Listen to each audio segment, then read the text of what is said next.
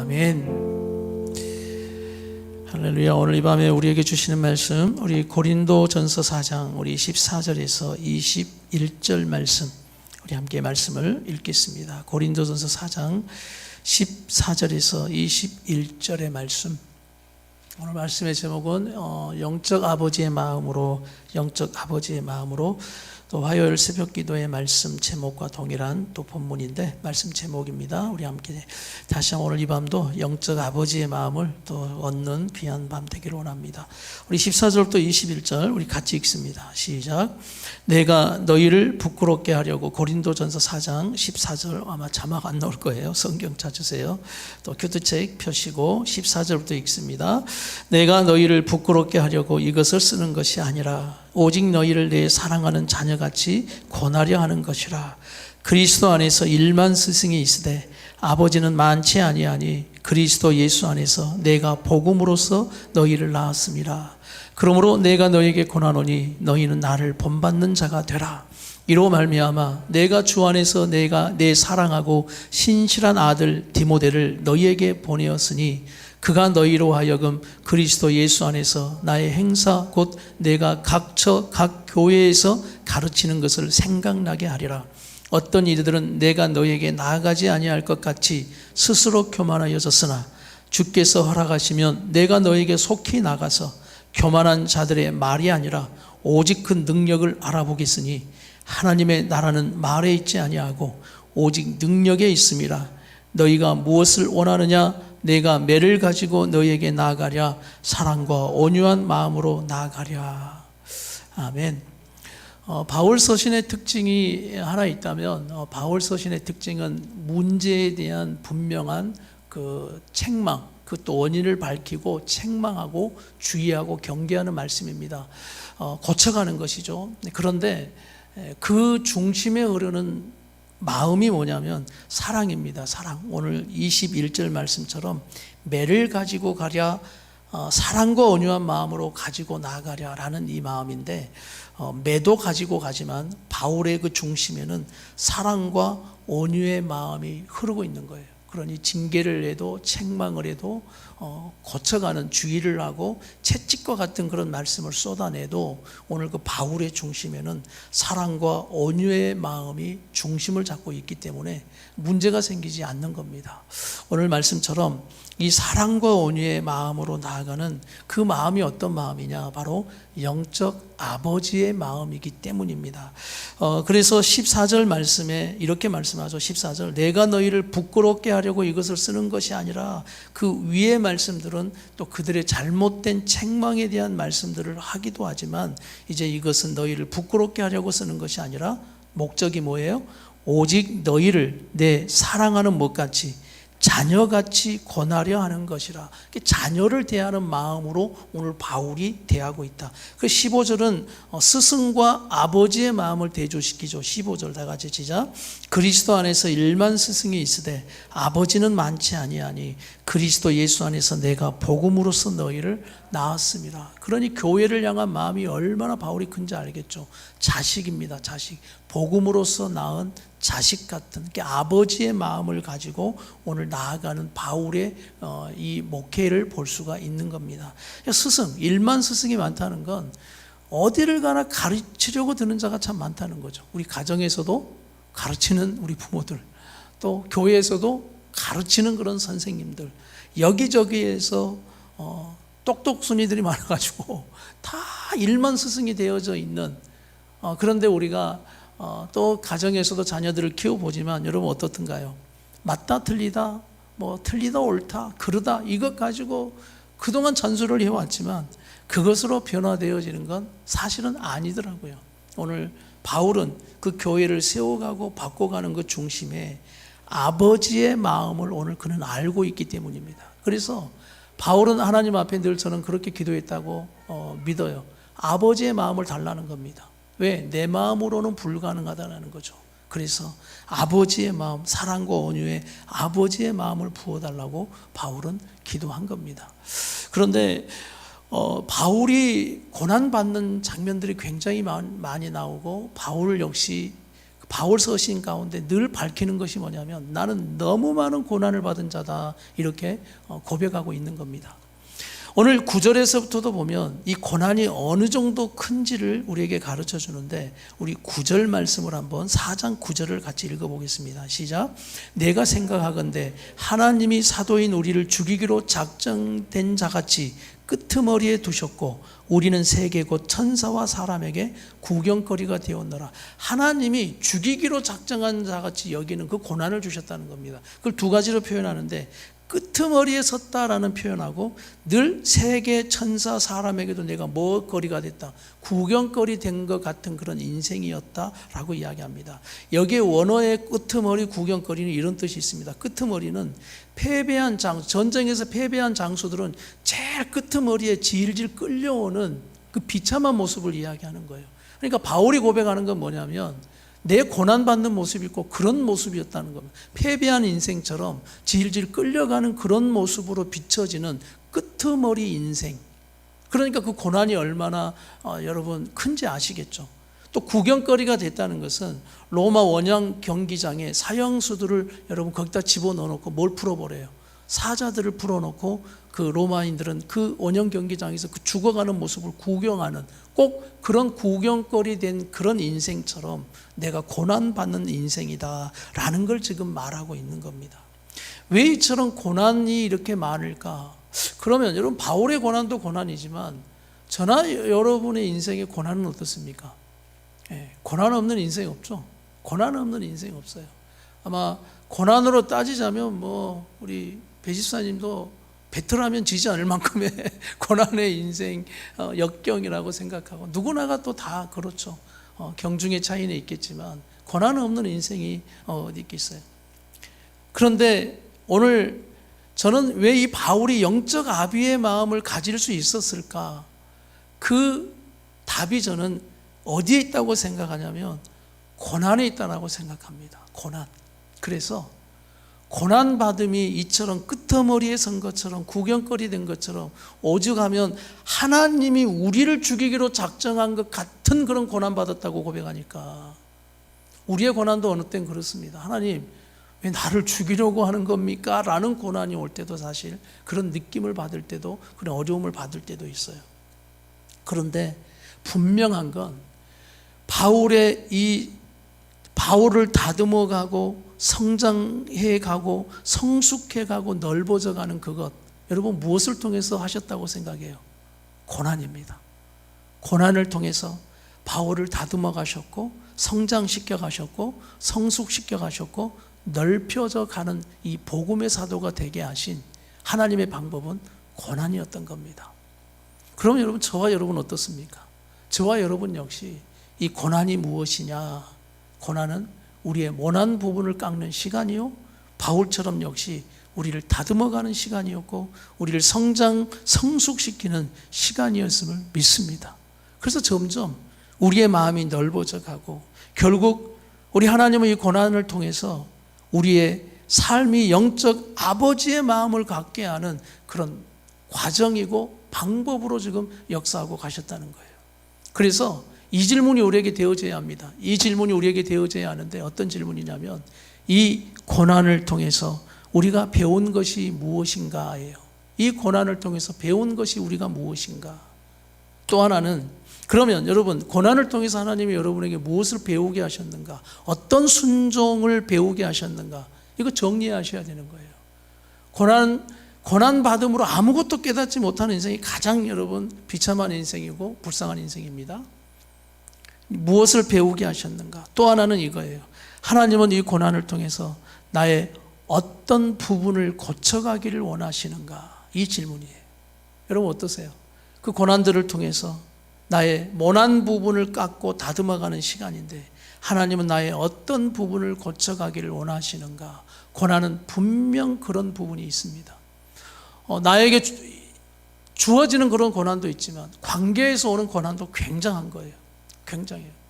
우리가 가정의 달을 통해서 지금 기도하는 건 가정을 위해서 기도하는데 가정 안에서도 이 고난이 상당합니다. 특히 내가 낳은 자녀와 부모의 관계 속에서 오는 고난도 굉장한 거예요. 부부 사랑해서 만나 살아가는 부부 속에서도 갈등이 빚어지며 오는 그 고난과 고통 대단한 겁니다.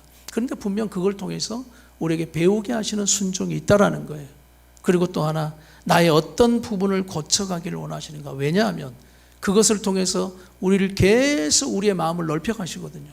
하나님의 마음을 사랑과 온유한 마음으로 닮아가게 하시거든요. 그래서 나의 어떤 부분을 고쳐가기를 원하시는가. 여러분, 이건 조금 더 제가 구체적으로 적용 질문을 드리자면, 하나님은 나의 어떤 성격을 고치기를 원하시는가예요. 나의 어떤 성격을 고치기를 원하시는가. 자, 옆에 분에게 한번 물어보세요. 하나님은 당신이 어떤 성격을 고치기를 원하십니까? 이렇게. 네. 하나님 정확하셔요. 그래서 하나님은 나를 통하여 하나님의 뜻을 세워가기를 딱 결정하고 작정하신, 계획하신 그 이후로는 여러분을 가만두지 않습니다. 그래서 우리를 성장시키고 성숙시켜 가시는 과정을 꼭 가게 하시는 거예요. 그래서 그 고난을 통해서 배우게 하시고, 또 하나 고난을 통해서 하나님은 나의 성격 고쳐가기를 원하십니다. 하나님은 끈질기신 분이에요. 근데 더 놀라운 사건을 하나 또 말씀드릴게요. 하나님도 끈질기신데 여러분의 고집도 대단하십니다. 왜냐하면 40, 50, 60이 되어져 가도 안 고쳐요. 하나님은 끊임없이 지금도 싸우고 있는 게 뭐냐면 우리의 고집과 싸우고 있대요. 이제 고칠래? 또 고칠 것 같아요. 그런데 여전히 또 지나고 보면 여전히 그 모난 성격, 나도 힘들어하는 내 성격 가지고, 내 성품 가지고 살아가는 이 모습이 결국 놓쳐버리는 게 뭐냐면 아버지의 마음을 놓쳐버린다는 거예요. 아버지의 마음은 다른 것이 아니라 하나님을 닮은 마음을 말하고 성숙한 마음을 말하는 겁니다. 그러니 내가 남편으로서 성숙함이 없으면 남편인데 남편다운 삶을 살지 못해요. 내가 부모지만 부모다운 삶을 살아야 되지만 부모다운 삶을 부모답지 않게 살아가는 우리의 이 연약함들. 왜냐하면 우리 안에 부모의 마음이 없기 때문이에요. 영적 아버지의 마음이 없기 때문이에요. 그래서 오늘 바울이 이처럼 교회를 두고 문제투성인 고린도 성도들의 이 문제 속에서도 바울이 잃어버리지 않는 그 마음 하나가 영적 아버지의 마음입니다. 문제투성이지만 그러나 그것 때문에 막 분노하거나 자기가 무너지지를 않는다라는 거예요. 아버지는 자신이 무너지는 사람이 아니에요. 문제를 보면 이 문제를 어떻게 처리하고 대안을 삼아 지혜롭게 이 문제를 풀어갈 것이냐, 이게 바로 아버지의 마음인데, 이 영적 아버지의 마음이 없다 보면 그냥 또 우리의 성격대로 분노하고 우리 성격대로 쏟아내놓고 우리의 성격대로 되지 않으면 우리는 또 그것이 뭔가 잘못되어지는 것처럼 살아가고 있는 이 모습. 바울은 이 고난받음을 통해서 그는 영적 아버지의 마음을 갖게 되며, 다시 한번 그는 10절에서부터 이 고백이 얼마나 멋있는지 몰라요. 영적 아버지의 마음을 가지니까 여러분 한번 고린도 교회 문제투성인 성도들을 바라보면서 어떻게 이런 고백을 할 수 있을까? 놀랍습니다. 10절 시작. 우리는 그리스도 때문에 어리석으나 너희는 그리스도 안에서 지혜롭고, 우리는 약하나 너희는 강하고, 너희는 존귀하나 우리는 비천하여 바로 이 시각까지 우리가 줄이고 목마르며 헐벗고 매맞고 정처가 없고, 12절 또 수고하여 친히 손으로 일을 하며 모욕을 당해도 축복하고 박해를 받아도 참고 비방을 받아도 권면하고, 우리는 지금까지 세상의 더러운 것과 만물의 찌꺼기 같이 되었다. 얼마나 낮아져 버리는 고백인지 몰라요. 오늘 이 영적 아버지의 마음을 갖는 이 바울이 고백하는 이 고백은 오늘 너무너무 성숙하고 정말 아버지의 그 마음으로 고백하고 있는, 성도들을 세우며 교회를 사랑하기에 그들의 영혼을 세워가려고 하는 오늘 아버지의 그 마음이 너무나 드러나고 있는 고백이라는 겁니다. 오늘 이 아버지의 마음이 나는 이 목사에서부터 오늘 예배하고 있는 우리 모든 성도들에게 임하기를 축복합니다. 그래서 성숙함, 이것이 우리 신앙의 목적입니다. 신앙의 과정이, 모든 과정들이 은혜 받는 과정도 있지만 우리는 결국 이 하나님의 아버지의 은혜 가운데 다시 한번 이 고난 가운데 나를 다듬으셨고 성장시키셨고 시켜가는 그 시간들, 결국 이 고난을 통해 나는 어떤 순종을 배웠고, 나는 또 이 고난을 통해 하나님은 나의 그렇게 어떤 모나고 이 모난 성격, 잘못된 성격을 고치기를 원하시는가. 우리는 빨리 주님의 말씀 앞에 무릎을 꿇고 두 손을 들고 천부여 의지 없어서 오늘 주 앞에 갑니다 라고 고백하는 겸손한 신앙들이 되기를 간절히 바랍니다. 그래서 나이가 상관이 없어요. 나이가 지금 내가 변화되어지는 것이 교회를 살리고 가정을 살리고 우리 자녀들을 살리고 우리 모든 삶을 살린다는 것을 믿으시길 바랍니다. 그래서 내가 변화되어야죠. 내가. 근데 아직도 우리가 네가 하고 있는 인생 되면 그건 참 골치 아픈 인생이에요. 부모는 네가 하는 인생이 아니에요. 부모는 언제나 네가 잘못해도 내가 해요. 장경동 목사님 설교에 이런 재미있는 이야기가 있더라고요. 며느리가 밥을 태웠네. 며느리가. 그러니 시어머니가 며느리한테 시집 오기 전에 뭘 배웠냐? 네가 배운 게 뭔데 지금 그렇게 뭘 배워서 와서 밥까지 태우냐고 막 혼을 내더래요. 며느리한테. 그런데 딸이 밥을 태웠습니다. 엄마 어떻게 보면 밥을 태워버렸네요. 그러니까 그 시어머니가 딸한테는 뭐라고 할게요? 네? 뭐라고 했겠어요? 뭐가 네 잘못이냐? 못 가르친 내 잘못이다 그랬대. 네. 시어머니가 며느리에게는 오늘 그렇게 가고 딸한테는 뭐가 네 잘못이냐? 못 가르친 내 잘못이다 라고. 우리 안에 이처럼 율법주의 같은 율법과 은혜와 복음 같은 은혜가 우리 안에 들어있는 거예요. 우리는 어떻게 살아가야 하느냐? 나는 은혜로 살아가는 엄마가 친정엄마가 되기를 축복합니다. 예. 우리가 영적 아버지의 마음을 품고 살아가는 것이 정말 우리 가정을 살리고 자녀들을 살리는 중심이라는 거예요. 그래서 이제 우리 안에 좀 성인 아이의 모습을 좀 버리셨으면 좋겠어요.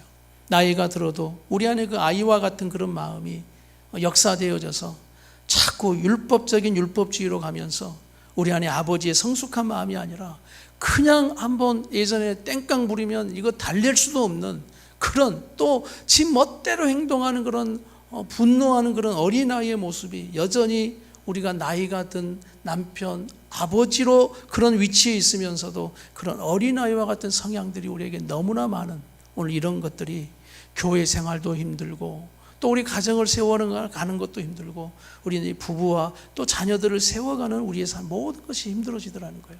그래서 오늘 말씀을 통해 다시 한번 나는 우리 성도들에게 이 영적 아버지의 마음이 충만하게 임하기를 축복합니다.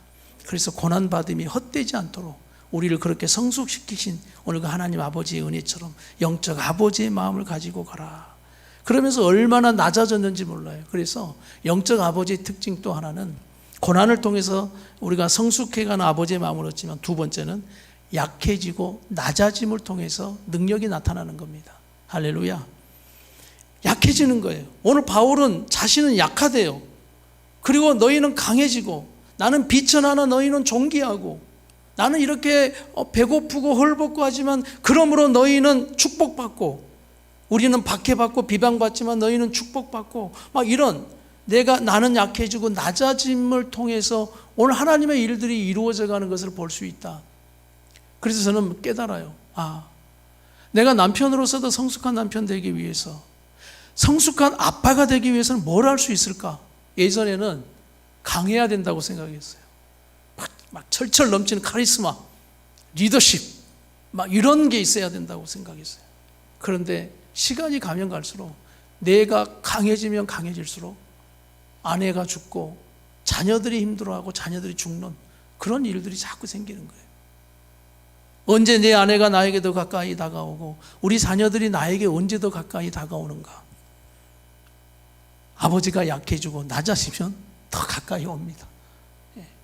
그렇게 어떤 가정의 아버지가 고백했던 이야기예요.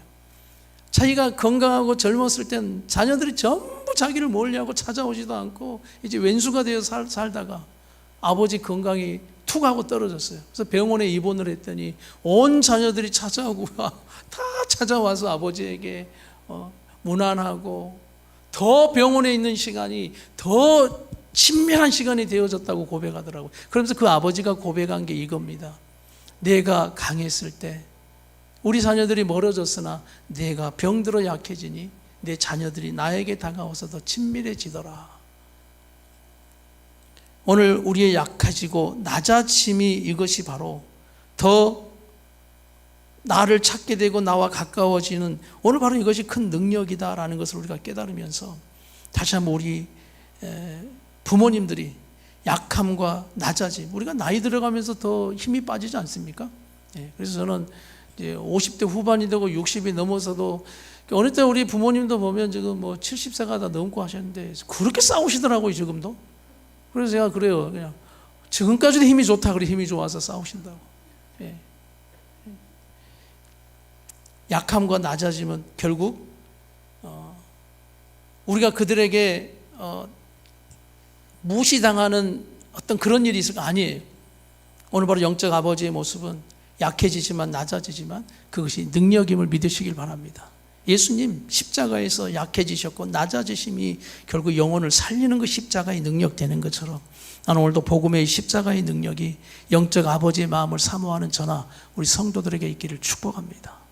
그래서 저도 많이 묵상해요. 우리 이제 자녀들을 키우기 위해서 내가 많이 해야 될 건 뭐냐면 정말 더 낮아지는 거예요. 더 낮아지고 우리 아이들이 나에게 다가올 때, 또 우리 성도들이 저에게 다가올 때, 우리 청년들이 저에게 다가올 때 안심하는 목사가 되는 거죠.